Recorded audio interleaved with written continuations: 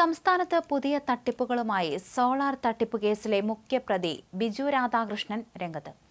Biju George, Biju Varghese, Biju പൗലോസ് എന്നിങ്ങനെയുള്ള പുതിയ പേരുകളിൽ വൻ തട്ടിപ്പുകൾ നടത്തി നിരവധി പേരെ ഇയാൾ വഞ്ചിച്ചു എന്നാണ് റിപ്പോർട്ട്. ന്യൂസ് 18 ചാനലാണ് ഇത് പുറത്തുവിട്ടത്. മുൻ കോൺഗ്രസ് സർക്കാരിന്റെ നിലനിൽപ്പിനെ തന്നെ ചോദ്യം ചെയ്ത സോളാർ തട്ടിപ്പ് കേസിൽ പ്രധാന പ്രതിയായിരുന്നു ബിജു രാധാകൃഷ്ണൻ.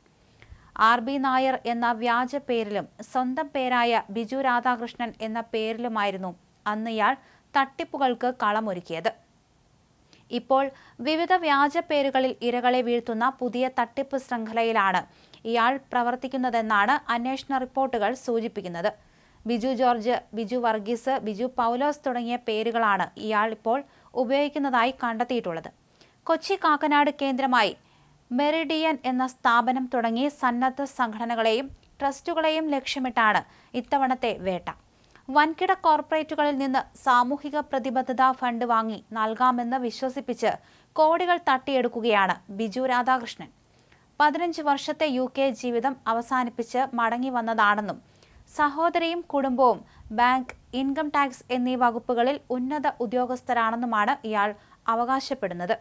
വിശ്വാസ്യത ഉറപ്പിക്കാൻ ഓഫീസിൽ ക്രൈസ്തവ ചിഹ്നങ്ങൾ നിരത്തിയും തന്റെ വക്കാലത്ത് ഏറ്റെടുത്ത അഭിഭാഷകയുടെ ആഡംബര കാർ ഉപയോഗിച്ചുമാണ് ഇയാൾ വിശ്വസ്തനായ ബിസിനസ്സുകാരനായി വേഷം കെട്ടുന്നത്.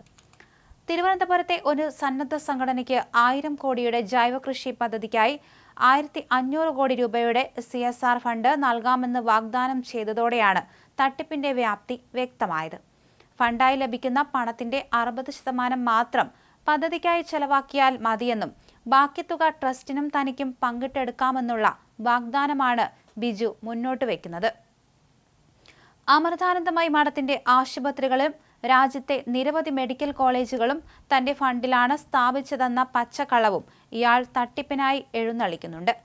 കേന്ദ്ര സർക്കാരിലെ ഉന്നത നേതാക്കളുമായും BJP നേതൃത്വവുമായും തനിക്ക് അടുത്ത ബന്ധമുണ്ടെന്ന് ഇയാൾ അവകാശപ്പെടുന്നുണ്ട്. കർണാടകയിൽ ഗ്രാമങ്ങൾ ദത്തെടുക്കുന്നുവെന്നും ലിറ്ററിന് 1500 രൂപ നിരക്കിൽ വിദേശത്തേക്ക് ഗോമൂത്രം കയറ്റി അയക്കുന്ന ഗോശാല നടത്തുന്നുണ്ടെന്നും ഇയാൾ അവകാശപ്പെടുന്നുണ്ട്. ആദിവാസി മേഖലയിലെ സർക്കാർ പദ്ധതികൾക്ക് ഫണ്ട് നൽകുന്നതും ആദിവാസി മേഖലയിൽ നിന്നും IAS നേടിയവർക്ക് ജോലി വാങ്ങി നൽകിയതും താനാണെന്നും ഇയാൾ വിശ്വസിപ്പിക്കുന്നുണ്ട്.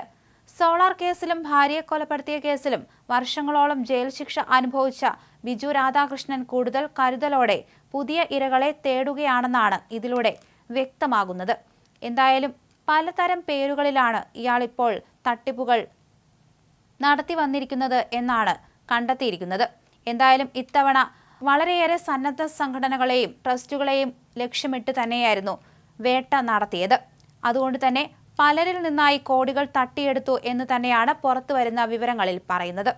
ഉന്നത ഉദ്യോഗസ്ഥരാണെന്നൊക്കെ പറഞ്ഞു തന്നെയാണ് ഇയാൾ തട്ടിപ്പുകളിൽ ഇടപെട്ട് പൈസ വാങ്ങുന്നത്. അതുകൊണ്ട് തന്നെ പലരുമായുള്ള ബന്ധത്തെക്കുറിച്ചും ഇയാൾ ആ വ്യക്തികളോട് പറയുകയും ഉന്നതരുമായി തനിക്ക് ബന്ധമുണ്ടെന്നൊക്കെ പറയുകയൊക്കെ ചെയ്യുമായിരുന്നു. അതുകൊണ്ട് തന്നെയാണ് പലരും ഇത്തരത്തിൽ പണം കൊടുക്കാൻ തയ്യാറാകുന്നതും. അങ്ങനെയാണ് വിശ്വാസ്യത പിടിച്ചുപറ്റി ഒരു വലിയ തട്ടിപ്പുകാരനായി ഇയാൾ മാറുന്നത്.